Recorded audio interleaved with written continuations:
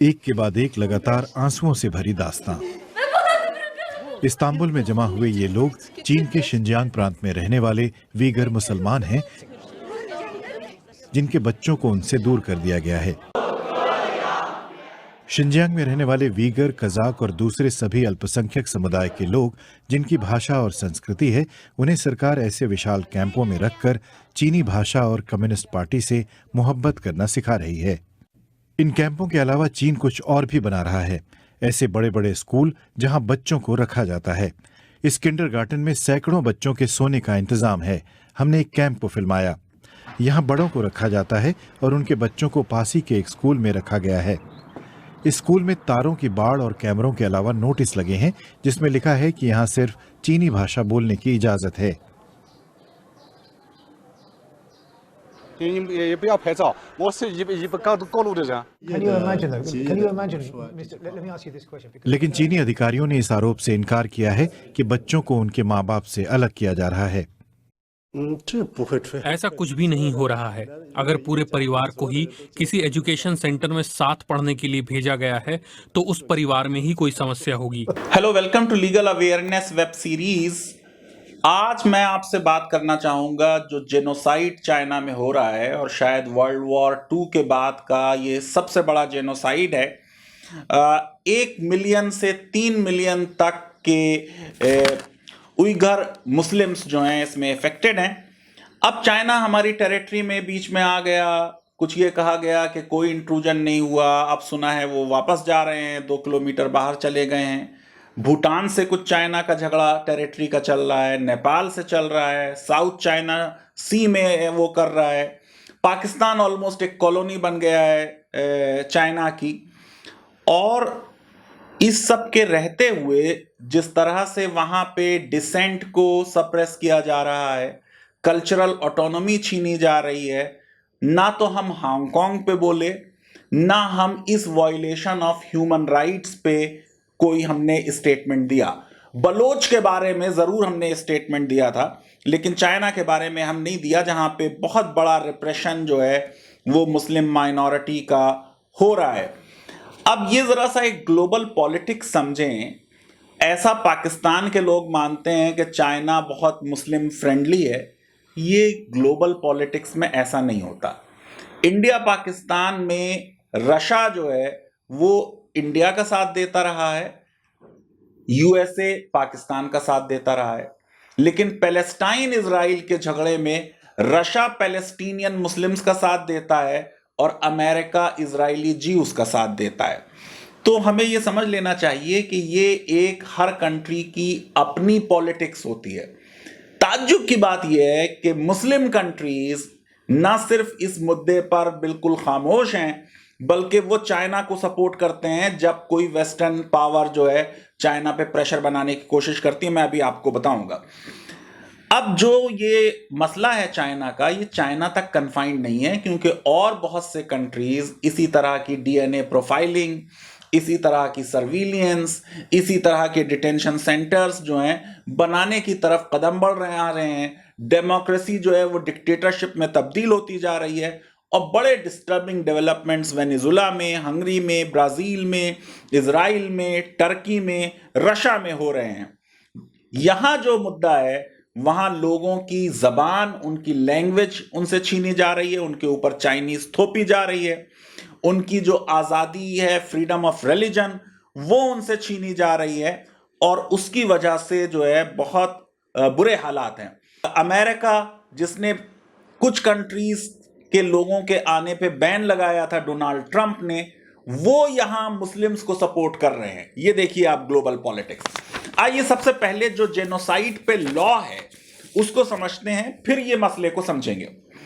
General assembly ने, आपको मालूम है, जब सेकेंड वर्ल्ड वॉर खत्म हो गई, लीग ऑफ नेशन फेल हो गया, यूनाइटेड नेशंस बना, तो रेजोल्यूशन नंबर 96 11 दिसंबर 1946 को आया, जिसमें कहा गया कि साहब जेनोसाइड जो है वो क्राइम है अगेंस्ट इंटरनेशनल लॉ।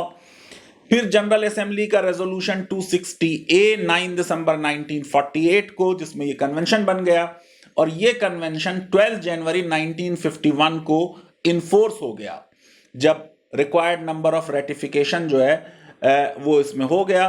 और इसमें यह कहा गया साफ तौर से कि इतिहास के हर दौर में जेनोसाइड होता रहा। यानी ये एक एक्नॉलेजमेंट था कि जो ह्यूमन हिस्ट्री है ये हिस्ट्री है ब्लडशेड की, ये हिस्ट्री है अत्याचार की, जुल्म की, बर्बरियत की, जो हर जमाने में होती रही है। आर्टिकल 1 में यह कहा गया कि जेनोसाइड जो है वो चाहे पीस टाइम में हो या वॉर में हो, ये इंटरनेशनल लॉ के तहत एक क्राइम होगा। आर्टिकल 2 में कहा गया कि फॉलोइंग एक्ट्स जो है ये जेनोसाइड माने जाएंगे अगर वो कमिट किए जाते हैं with the intent to destroy in whole और in part a national, ethnical, racial और रिलीजियस ग्रुप एज सच। क्या एक्ट्स हैं? Killing members of group, causing serious bodily or mental harm to the members of group, deliberately inflicting on the group conditions of life calculated to bring about its physical destruction in whole or part, imposing measures intended to prevent birth within the group। ये यहां पे question है जो मैं आपको दिखाने जा रहा हूं, और जो अभी जर्मन एंथ्रोपोलॉजिस्ट की लेटेस्ट रिपोर्ट है उसमें उन्होंने कहा है कि ये सीधे सीधे जेनोसाइड हो रहा है। और आखिर में forcibly transferring children of the group to another group. फिर आर्टिकल 3 है जो ये कहता है कि conspiracy to commit genocide, direct and public incitement to commit genocide. India में भी कुछ पॉलिटिकल लीडर्स करते रहे हैं। अभी मैसूर पेपर जो था, स्टार ऑफ मैसूर, उसने बाकायदा पूरा एडिटोरियल किया था जिसमें कॉल फॉर जेनोसाइड थी और मुसलमानों को कहा गया था कि ये bad apples in the basket हैं। अटेम्प्ट और कंप्लिसिटी, ये सारी चीजें भी जेनोसाइड मानी जाएंगे। फिर आर्टिकल 4 में यह कहा गया कि जेनोसाइड जिसने किया है वो तो जिम्मेदार है, उसके अलावा कॉन्स्टिट्यूशनली रिस्पॉन्सिबल रूलर्स जो हुकूमत चला रहे हैं, पब्लिक ऑफिशियल्स, ये सब भी इसमें ब्लेमवर्दी होंगे। और जेनोसाइड को एक्सट्रेडिशन लॉ के तहत पॉलिटिकल क्राइम नहीं माना जाएगा। आपको मालूम है कि एक्सट्रेडिशन नहीं होती है अगर किसी ने पॉलिटिकल क्राइम किया, ये पॉलिटिकल क्राइम नहीं माना जाएगा, यानी एक्सट्रेडिशन होगी। और फिर इसमें आर्टिकल 8 में कहा गया कि जो भी ये कंट्रीज हैं, कॉन्ट्रैक्टिंग पार्टीज हैं इस कन्वेंशन को, वो ये एक्शन लेंगी कि जेनोसाइड उनकी टेरिटरीज में ना हो। अब एक और डेवलपमेंट हुआ 1998 में, रोम स्टैट्यूट हुई, एक परमानेंट इंटरनेशनल क्रिमिनल कोर्ट बनी। मैं उस दौरान स्ट्रासबर्ग में था, बड़ा एक्साइटमेंट था। लेकिन आप देखिए इंडिया और चाइना एक साथ हो गए और उन्होंने इसको साइन नहीं किया।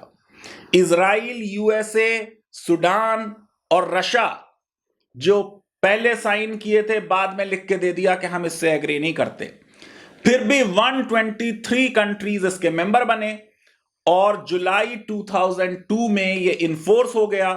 अब तक 28 केसेस कर चुके हैं ये, 35 केसेस में वारंट इश्यूज हो चुके हैं, 8 केसेस में कन्विक्शन हो चुका है, 4 केसेस में एक्विटल हो चुका है। कई हेड्स ऑफ द स्टेट जिन्होंने जेनोसाइड किया या जेनोसाइड में इन्वॉल्व थे, उनके मामला इंटरनेशनल क्रिमिनल कोर्ट में गए। आइए अब जरा समझ लेते हैं जो लेटेस्ट कंट्रोवर्सी है उसके बारे में।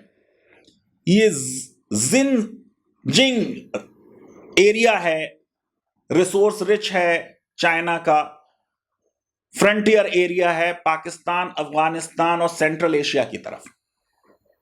25 मिलियन यहां पे ये जो ग्रुप है वो यहां रहता है।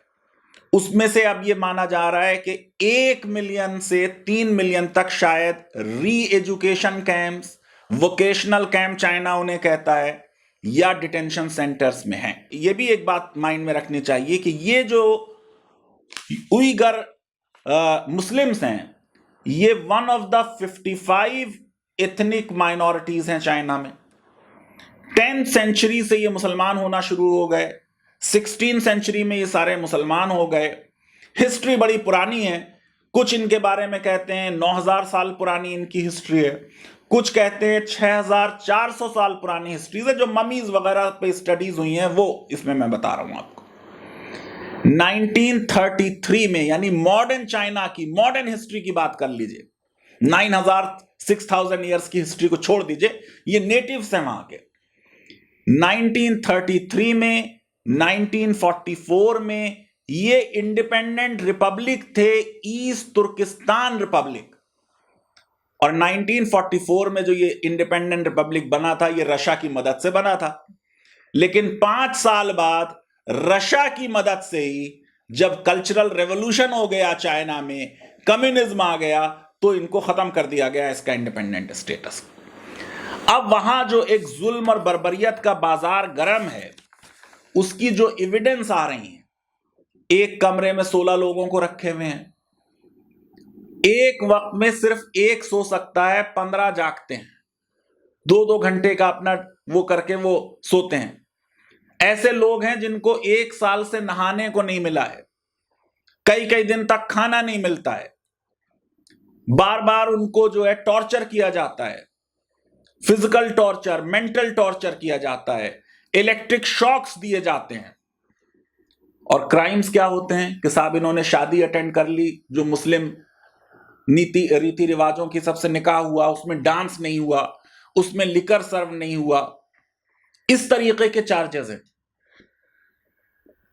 इंटरनेट पे बहुत ज्यादा देर रहते हैं, मोबाइल बिल ज्यादा है, हज पे जाना चाहते हैं, पासपोर्ट के लिए अप्लाई किया है, दाढ़ी रखी हुई है, किसी के जनाजे में शामिल हो गए हैं, एक से ज्यादा बच्चा है, ये चार्जेस हैं। और उनके ऊपर इतना अत्याचार और जुल्म हो रहा है और उस पर हम लोग खामोश हैं।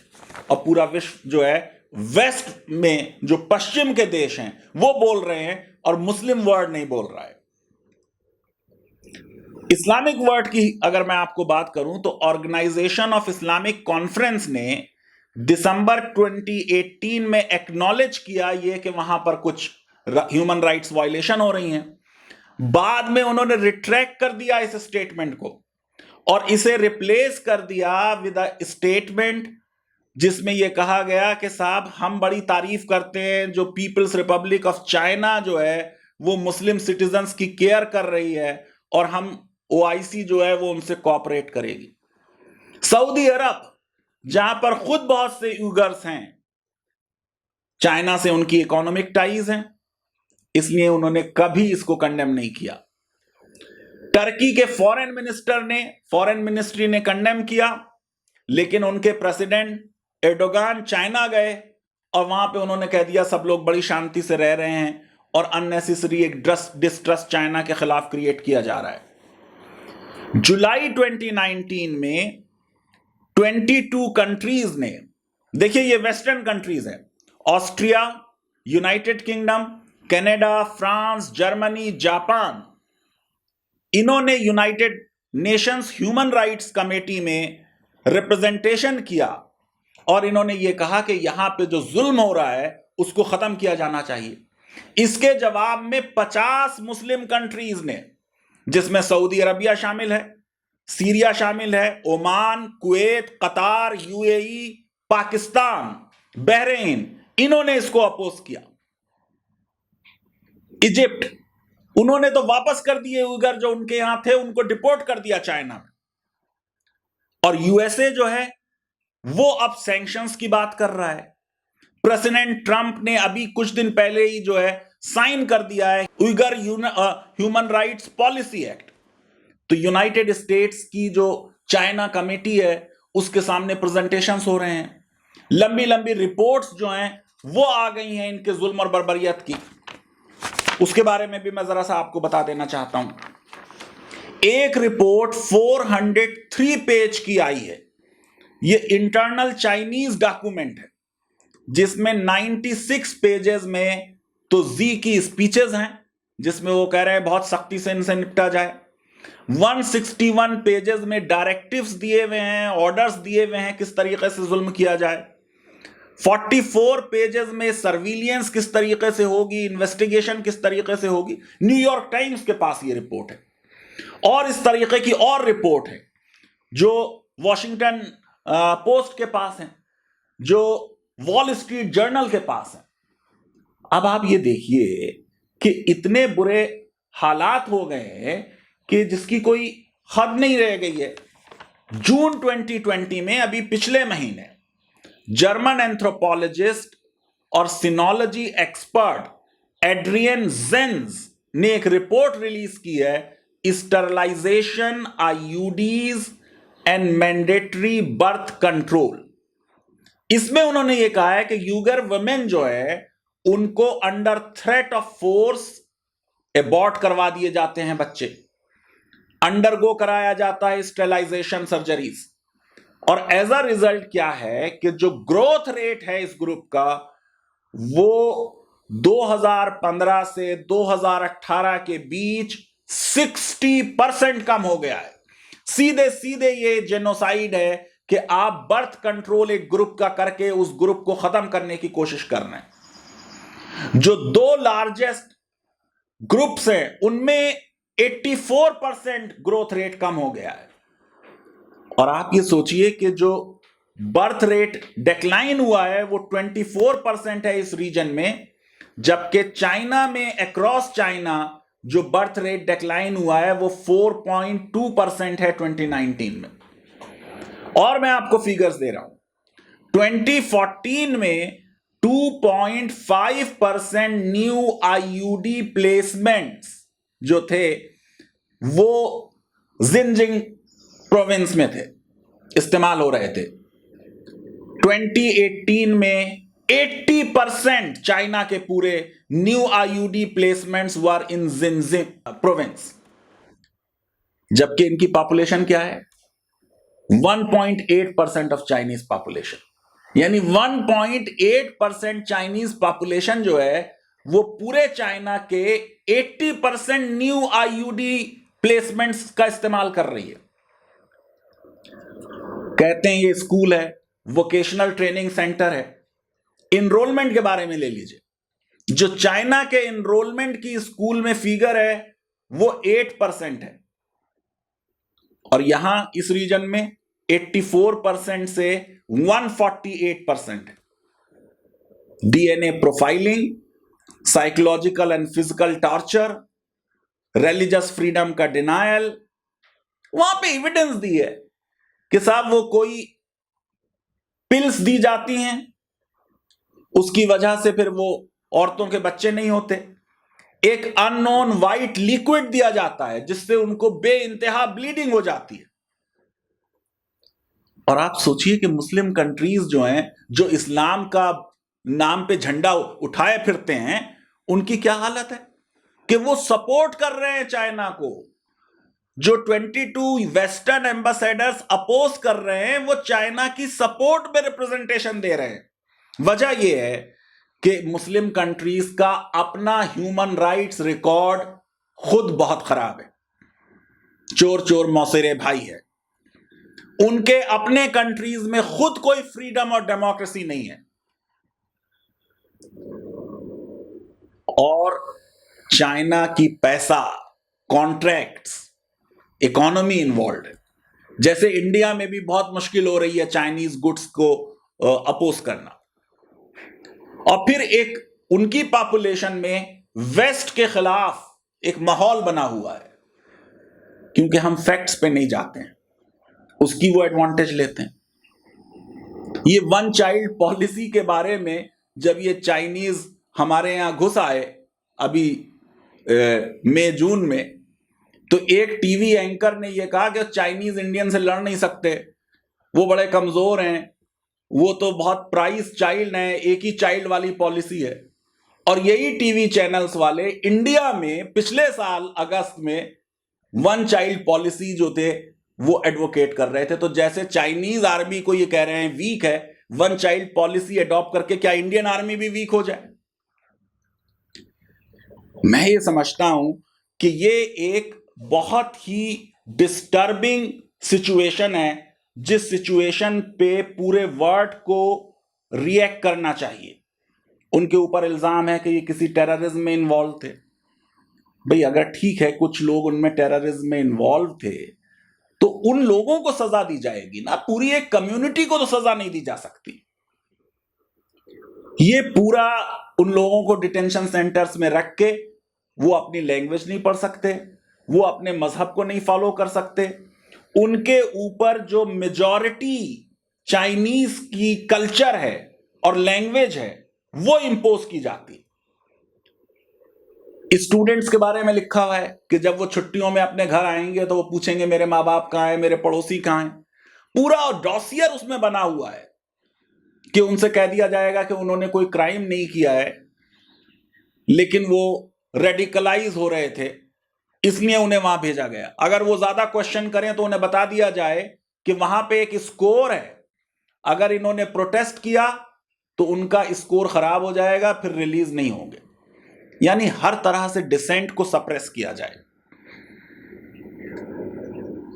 इन बच्चों को अपने पेरेंट्स के बारे में बताया नहीं दिया जा रहा। बहुत से लोग टर्की में और कंट्रीज में वो अक्सर फोटो देखते हैं कि उनका बच्चा जो है वो किसी स्कूल में पढ़ रहा है इस तरीके के। ये मैं समझता हूं कि मॉडर्न सिविलाइजेशन पर एक ब्लॉट है। ये ट्रेनिंग सेंटर्स नहीं है, ये डिटेंशन सेंटर्स हैं जिसमें साफ तौर से रूल्स में लिखा है, प्रेसिडेंट जी ने खुद कह दिया है कि कोई मर्सी ना शो की जाए। ये वॉर ऑन टेरर नहीं है, ये एक वॉर है एक पूरी कम्युनिटी की, उसकी पूरी कल्चर की, उसकी लैंग्वेज को खत्म कर देने की। मैं समझता हूं कि इंडिया को अगर विश्व गुरु बनना है तो पूरे विश्व में जहां पर भी ह्यूमन राइट्स वायलेशन हो वहां इंडिया को स्ट्रांग स्टैंड लेना चाहिए, ह्यूमन राइट्स वायलेशन के खिलाफ बोलना चाहिए। ठीक है हमारे स्ट्रेटेजिक इंटरेस्ट भी होते हैं कहीं ना कहीं, लेकिन चाइना जो है वो लगातार जब उसे मौका मिलता है वो हमारे विरुद्ध जाता है।